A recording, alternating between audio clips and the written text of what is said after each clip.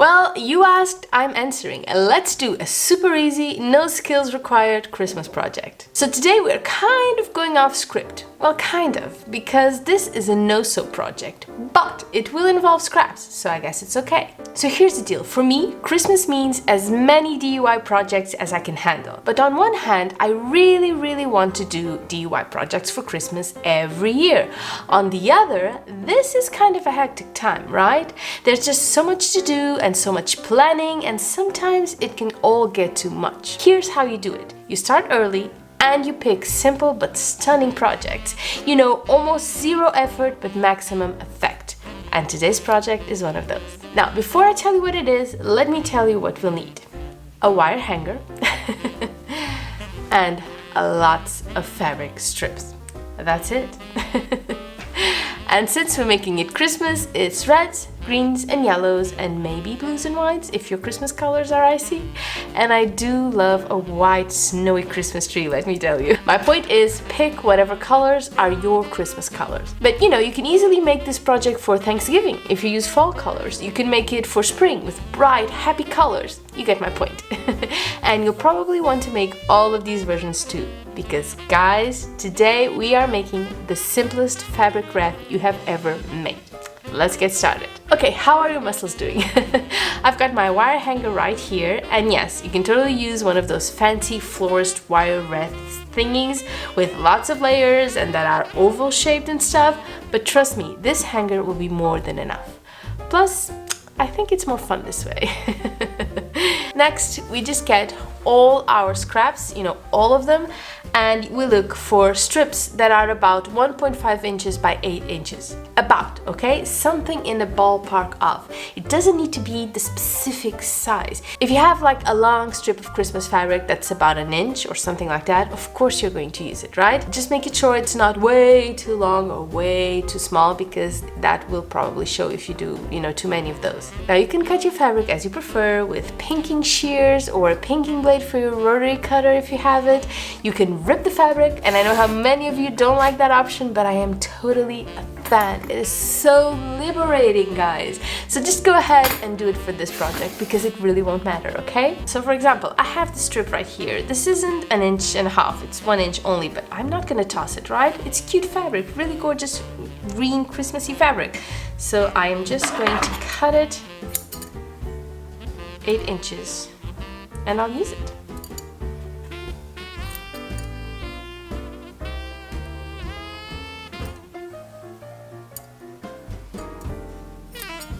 Now this one is probably a little too short, so we'll just take it away. But we've got more, look at that. Christmas fabric, cute little, I think these are small wreaths actually. And this is a really old fabric. I got this fabric, I made these strips actually, when I was making my aunt, you know, a skirt for her Christmas tree. Only one I've ever made. It turned out really lovely. It was hexy shaped. It was so cute. But yeah, that was a while ago. That was years and years ago. So that's how long this fabric has been waiting in my scrap pile, waiting to get used. This project in particular did a really huge dent on my fabric pile. And look at this, look at all this fabric. And I'm not even sure if this is enough. I am not sure if we won't have to cut more fabric. But we'll see. Okay, now let's turn our hanger into a wreath, okay? There are two ways to do it. Either patiently mold our hanger into a circular shape, or you can also get something circular and wrap your hanger around it and force it into shape. Now, I don't have one of those. This certainly isn't round shaped at the moment. So if you have like a plier that can help you, that would be good. I don't. So I'm just going to use my fingers here right from the start. So let's just put some muscle into it. This may just be the hardest part of the project, okay? Making this wreath. Getting the shape we need. It doesn't need to be, you know, extremely oval. We don't need that, okay? Slightly round will do the trick. Okay guys, I have been here a while, but I think this is nice and roundish. What do you say? Let's start knotting, because that's all it takes. You know, tying the strips around the hanger probably hundreds of times. Best not counted, because we will be discouraged if we do. And all we need here really is to tie, you know, these strips of fabric around and make it tight enough to cover the whole space, okay? You need to fill every inch of available wire. So let's start and do it. And you know, you will want to vary the color somewhat. So we just, and the first one is done. Now we want to vary our colors, of course. We'll want to make this nice and colorful. So there's really no need to be all red. Of course, you could like go all red and then pick other colors and put, you know, mix them in. Like for example, if I did 10 red, I can just go back and put other colors in the middle, and you can always correct that at any time, okay? So maybe that's probably a good idea, because we don't have to think a lot, because this is gonna take us some time. You know what, guys? Let's just speed this up for a bit, shall we?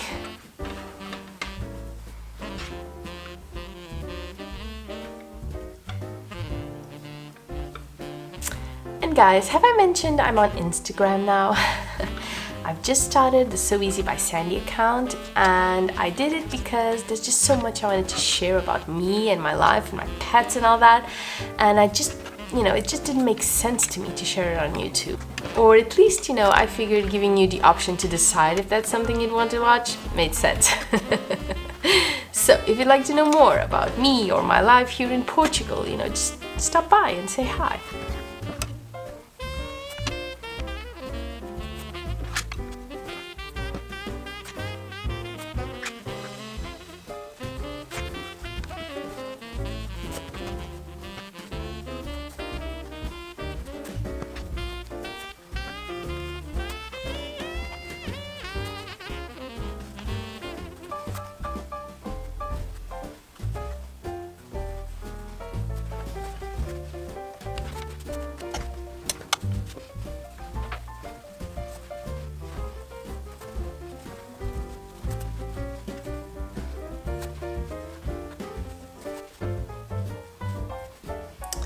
Gotta say, guys, the amount of polka dot fabrics I own is a little bit shameful. I think I own polka dots in pretty much all the colors, particularly for the Christmas colors. I have it in yellow, green, red, and I have others, you know. I have pinks, of course, a couple of pinks, oranges, purples, brown, I think. I bought it for a specific project, I can't remember now. Gray, oh, I love my gray polka dots. I just think they really, really work. So yeah, I am a polka dot addict. I have a problem with polka dots. Anything polka dots, I'm going to like it much more than if it doesn't have polka dots. And I don't even mind if it's, you know, small polka dots, large polka dots. I prefer large, I'll be honest, but you know, small will do too, as long as it's polka dots. I hope you're not counting how many strips of fabric I've added. I didn't even try, to be honest. This is going along nicely, but it is a little bit deceptive, you know, because you may think you have it all filled, but it doesn't mean you don't. It is a lot of fun. It's something you can do with your kids, obviously, or by yourself, because it's really fun too. I don't have kids and I love doing this type of stuff. Sometimes no-sew projects are exactly what we need, particularly, you know, if like me, you live in an apartment and you can't really make a lot of noise, or the children are asleep and you just really want to get your craft on, just a little bit of sewing to relax before you go to bed. Yeah, these kinds of projects are perfect for that. So yeah, I haven't done a no-sew project in a while, and I think this was the perfect way to get back to it.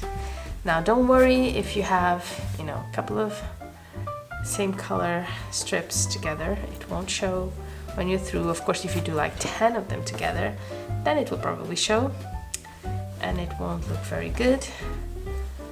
But you know, even if you use the exact same fabric, if you just mix it all up, be okay. Okay, so this bit is what we need. I do hope we have enough fabric. I really don't feel like cutting much more. I've spent so much time looking through my scrap pile. You know, I do get why we are so resistant to use our scraps for our projects. It takes much longer to go through our scrap pile than it is to just get new fabric and cut it. And if you're on, you know, a deadline, or if you have a lot of orders you need to fill, it's just not very practical. It's just not, you know, not the best idea.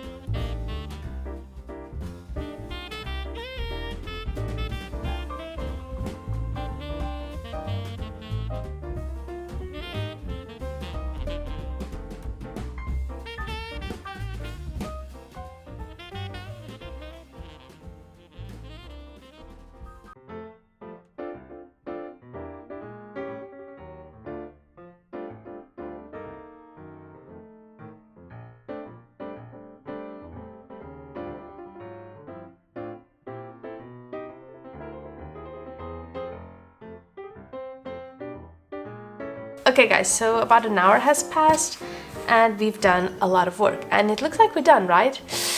We're not, because we really need to squish these together and see how much room we still have left to keep going. Look at that. Look at how much room we have if we really squish them in. Because it just looks nicely squished, right? Don't you agree? So there's still all of this to fill.